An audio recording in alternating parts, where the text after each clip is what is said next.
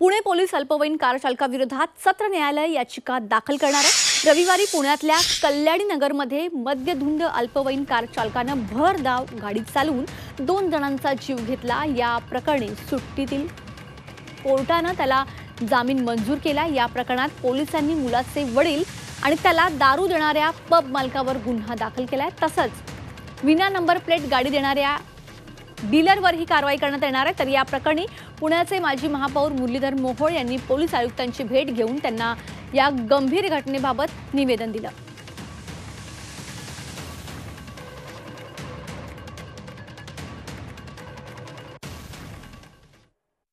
हमें इसमें special councils की नियुक्ति की जाएगी और हम इस केस को लॉजिकल कंक्लूजन तक ले जा करके एक्यूज को सजा हो, इसके लिए हम प्रयत्नशील। ये हमारे अभी तक के इन्वेस्टिगेशन में ये स्पष्ट है कि वो ड्रिंक किया था। ड्रिंक करते हुए का उसका सीसीटीवी फुटेजेस हमारे पास प्राप्त है और पूरी तरीके से एविडेंस इस दृष्टि से हमारे पास है। दूसरा आरोप ऐसा है,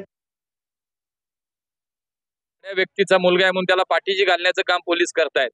आपली प्रतिमा सुद्धा त्याच्यामध्ये मलिन होतीये आणि त्यामुळे ते जे काही मृत पावलेली मंडळी आहेत त्यांच्या घरच्या लोकांना न्याय दिला पाहिजे आणि कडक कारवाई त्याच्यावरती झाली पाहिजे। किंबहुना त्यांच्या पालकावरती सुद्धा गुन्हा दाखल झाला पाहिजे। अशा पद्धतीची भूमिका आमच्या सगळ्या नेत्यांनी या ठिकाणी घेतली। तर बेदरकारपणे कार चालवून दोघांच्या मृत्यूला कारणीभूत ठरलेल्या अल्पवयीन मुलाला जामीन मंजूर करताना सुट्टीतील न्यायालयाने काय अटी घातल्यात ते जाणून घेऊयात ग्राफिक्सच्या माध्यमातून। 15 दिवस वाहतूक पोलिसांसोबत चौकात वाहतूक नियोजन करणं, वाहतुकीचे नियम समजून घेणं, वाहतूक नियमनाचा अहवाल तयार करून आरटीओला सादर करणं,